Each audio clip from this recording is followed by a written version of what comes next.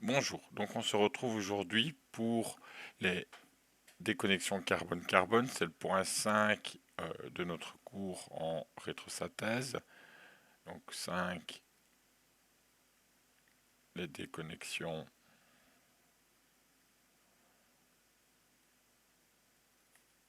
carbone-carbone. Et on va démarrer par une approche simple mais très efficace pour obtenir des composés qui contiennent une double liaison. On va voir plus précisément lesquels. Donc 5.1, on va voir ce qu'on appelle les alkylations des alcynes.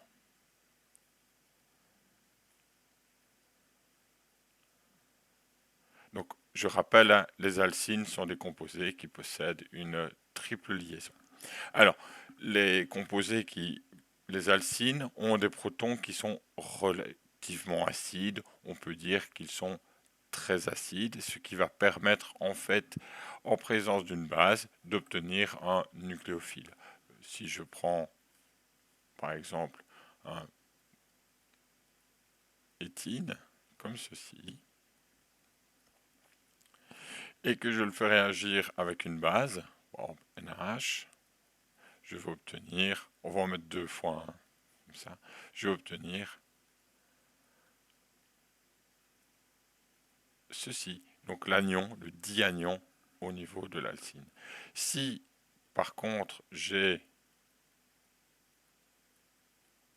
un alcyne qui est déjà substitué, bah, j'ai plus qu'un seul proton acide, donc en le faisant réagir avec une base, je vais obtenir ce groupement nucléophile qui va être relativement intéressant pour réagir sur différents types d'électrophiles. Donc voilà la base de la réflexion sur les alkylations des alcynes. Alors ça va permettre, hein, comme on le voit dans le titre, de réaliser des liaisons de type carbone-carbone. On va prendre un premier exemple qui est un composé qui intervient dans la synthèse d'un parfum d'œillet. Je vais le dessiner maintenant. Donc on a une triple liaison qui va être suivie d'un carbone, en fait d'une chaîne carbonée comme ceci.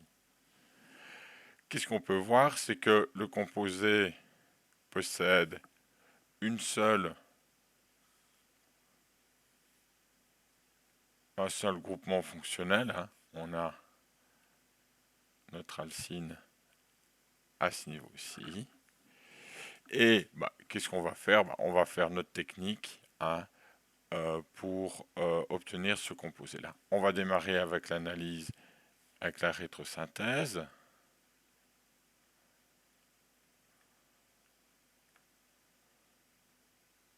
Voilà. Je vais réécrire mon composé pour faire ça correctement. Le voici. Et je vais réaliser en fait une rupture de type carbone-carbone. À quel niveau? À ce niveau-ci sur cette liaison. Je vais obtenir deux syntons.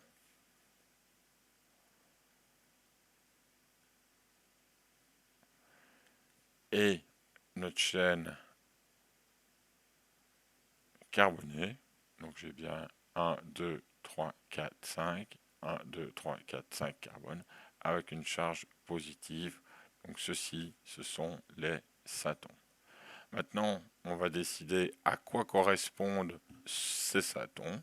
Bah, il y en a un qui va correspondre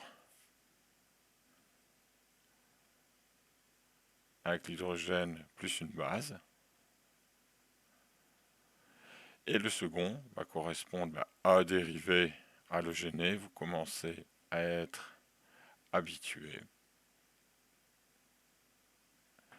Et ça va être nos réactifs.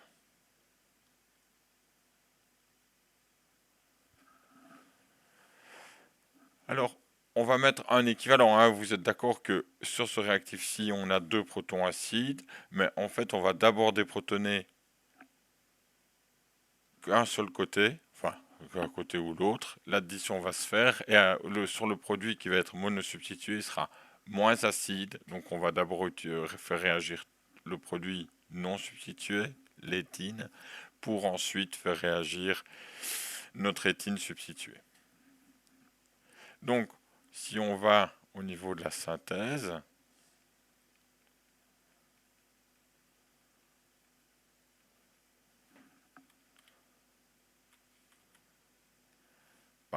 on part de notre éthine, on va mettre une base, donc par exemple de l'amidure de sodium. On va obtenir notre nucléophile, notre base, hein. Et ensuite, on va faire réagir notre dérivé halogéné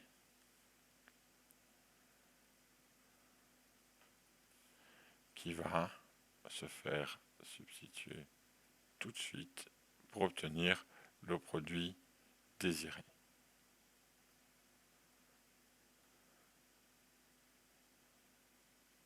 Voilà, donc ça c'est la molécule cible.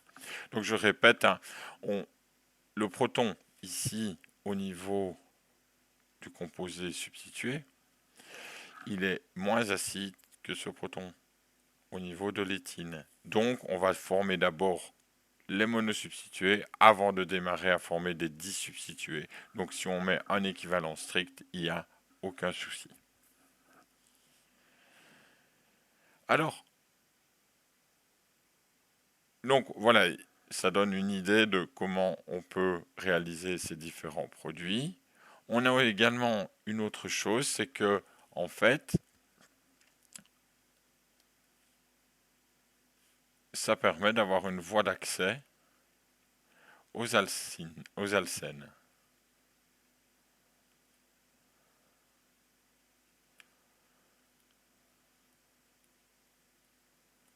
6 et trans.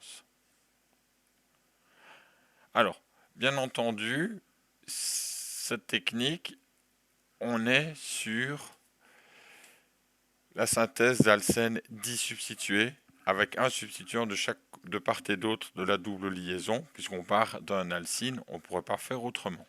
Donc, si je dis que par exemple j'ai un alcyne de ce type-ci, R2, R1, excusez-moi pour le 2 ici, voilà, je peux lui faire subir une réduction en présence, par exemple, de sodium dans de l'ammoniac liquide. Et à ce moment-là, je vais former exclusivement l'isomère trans. Et si je réalise ma réduction, elle est plus connue à base de l'hydrogène, du dihydrogène et d'un catalyseur de Lindlar, je vais obtenir, vous vous en doutez, le 6. Donc en fait, on peut obtenir une régiosélectivité intéressante sur les 6 et trans en double liaison. Voilà pour la petite histoire à ce niveau-là. Alors,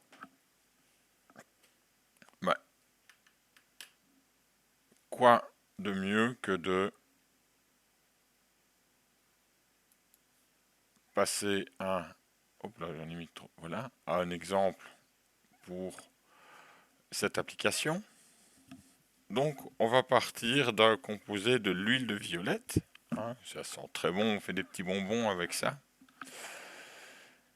Ah, c'est pas de la violette naturelle. Et donc en composé de l'huile de violette.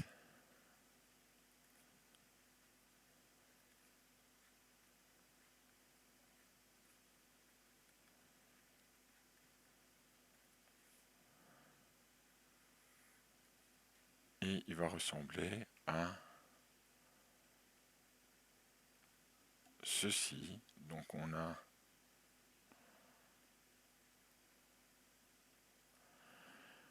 un alcène 6. Hein. Donc ici, on a un alcène 6. Bien entendu, il est monosubstitué d'un côté ainsi que de l'autre, donc on va pouvoir réaliser une TGF, ça faisait longtemps, hein. Donc on va réaliser une TGF pour obtenir notre triple liaison, comme ceci.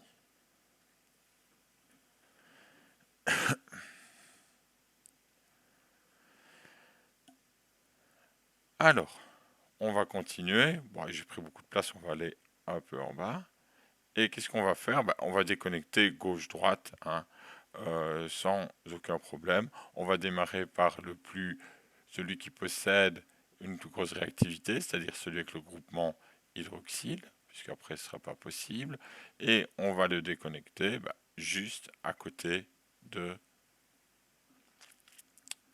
notre triple liaison. On fait une déconnexion de type carbone-carbone et on va écrire nos satons comme ceci. Le moins, et on va avoir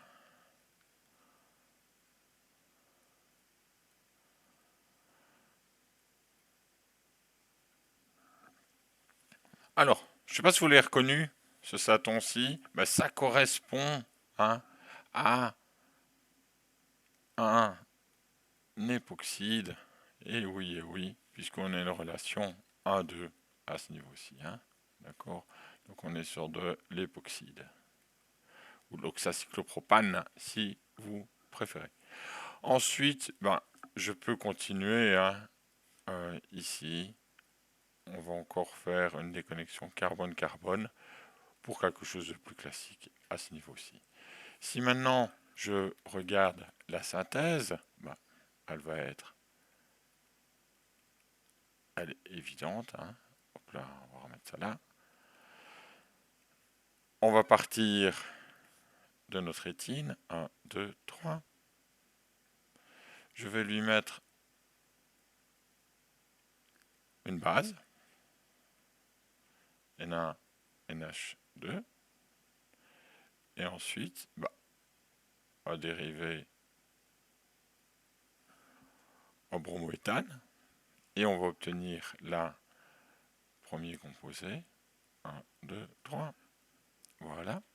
Et ensuite, je vais refaire la même chose, la base, et ensuite mon époxyde.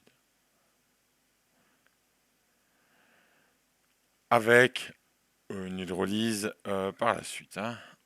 1, 2, 3. Hop, 1. OH. Et alors, lequel je désirais le 6, je dois utiliser quoi? Une hydrogénation en présence d'un catalyseur de Lindlar et du dihydrogène. Et on va obtenir la molécule cible. Donc, je vais faire un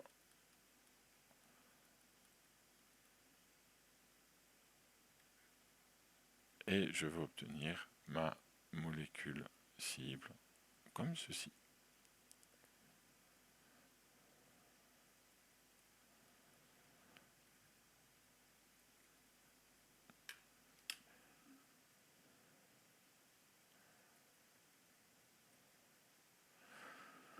Un dernier exemple, comme ça on aura fait plus ou moins le tour. Je vérifie. Oui, on aura fait le tour de ceci. Donc on va prendre en fait une phéromone qui permet de lutter contre la teigne du pois, hein, pour les petits pois. Et cette molécule, je vais vous la montrer. Donc je regarde son nom, je ne l'ai pas, donc on va l'appeler phéromone. Phéromone, voilà, comme ceci. Et elle est assez longue à dessiner, je vous préviens. Alors c'est parti, 1, 2, 3, 4, 5, J'espère que j'en ai oublié aucun. Enfin, sinon, c'est pas trop grave. Alors, on va directement réaliser la rétrosynthèse. Et qu'est-ce que je vois? Ça faisait longtemps, hein, on a un ester. Donc, on va pouvoir faire une CO ester. Donc, on va redessiner la molécule.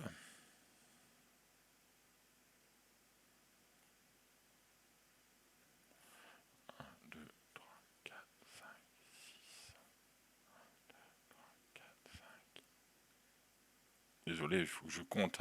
6. Comme ceci. Ah, vous savez bien que l'ester, on l'obtient à partir d'un alcool, bien que au labo, on peut faire un peu autrement, si on souhaite. Enfin, on prend toujours un alcool. Alors, ensuite, je peux... on est dans les alcynes, donc on va faire une TGF pour obtenir mon dérivé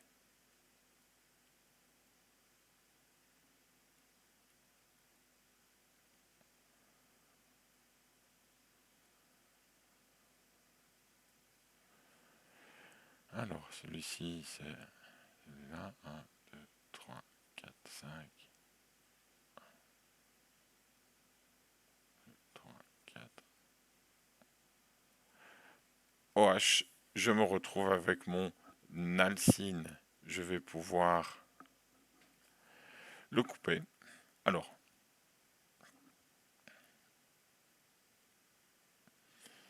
ici, en fait, on va avoir un problème, c'est un grand terme, hein. On a aussi une fonction OH. Donc, on va respecter la règle, on va l'enlever de prime abord, on va faire comme ceci, et on va avoir à ce moment-là une déconnexion carbone-carbone, et je vais obtenir du bromo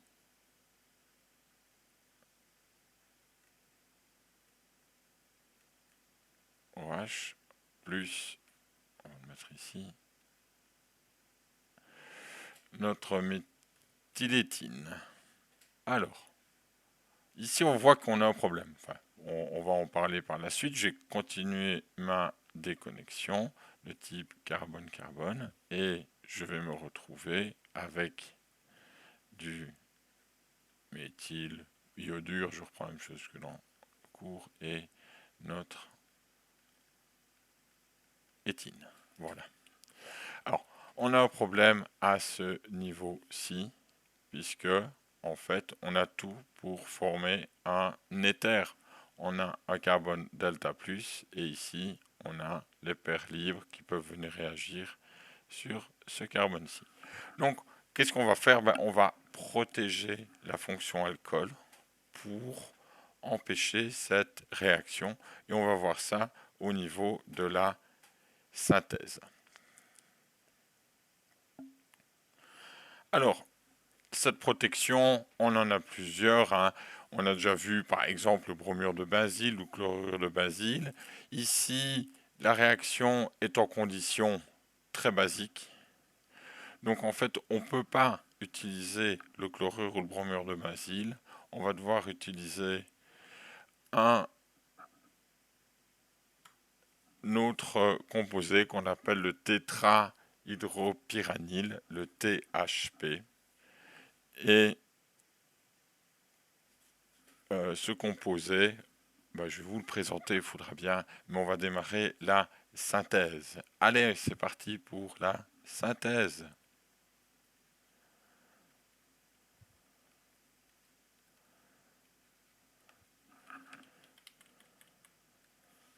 Donc, on part avec notre dérivé bromé. C'est le premier qu'on ajoute. Pourquoi personnellement, j'aurais d'abord mis l'autre, mais je vais respecter ce qui est mis dans les brevets. Hein, vous savez que le cours s'appuie là-dessus.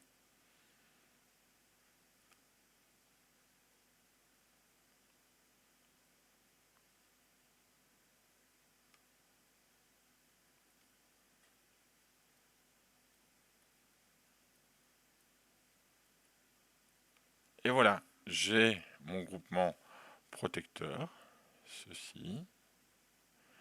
En fait, ça correspond à quoi? Ça correspond à du THP, du tétrahydropyranil, que voici.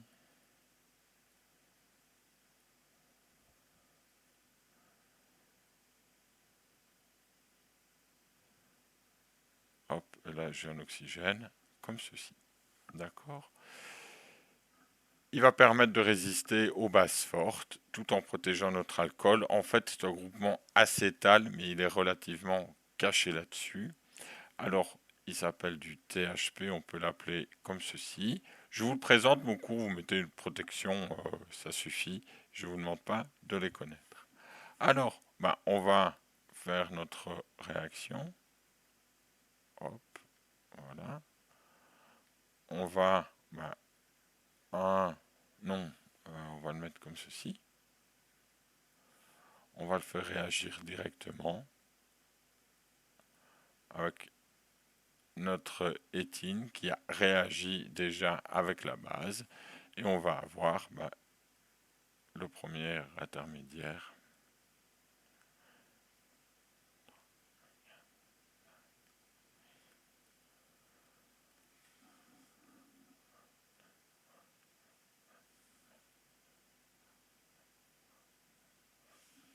Chaque fois mis un truc en trop. Oui. Ici j'en ai un, 2, 3, 4, 5. Non, c'est juste. Ici j'en ai un trop. Voilà. Ouais, si j'en ai un trop, vous n'allez pas m'en vouloir. Hein. Alors, je vais avoir mon groupement au THP qui est en fait la protection. Je vais pouvoir à ce moment-ci réaliser ma deuxième alkylation. Je vais obtenir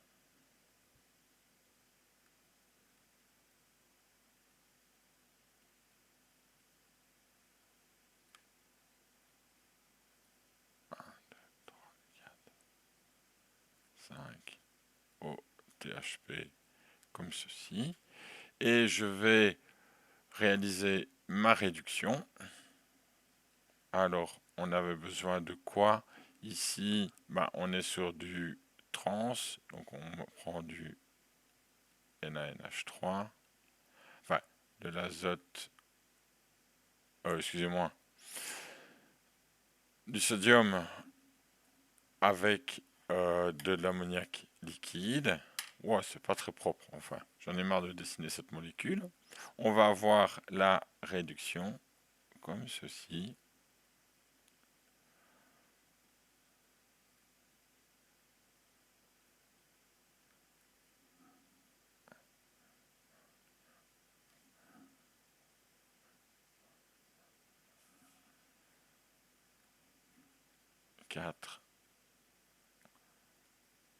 Au THP, voilà.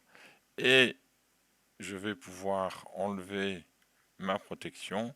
Bien entendu, ici, ça va se faire en milieu acide, puisqu'il survit au milieu basique. Donc généralement, c'est l'opposé. Et vous vous souvenez, j'avais besoin de mon ester. Donc je vais réaliser l'estérification avec l'anhydride acétique que voici. Et je vais avoir la molécule cible.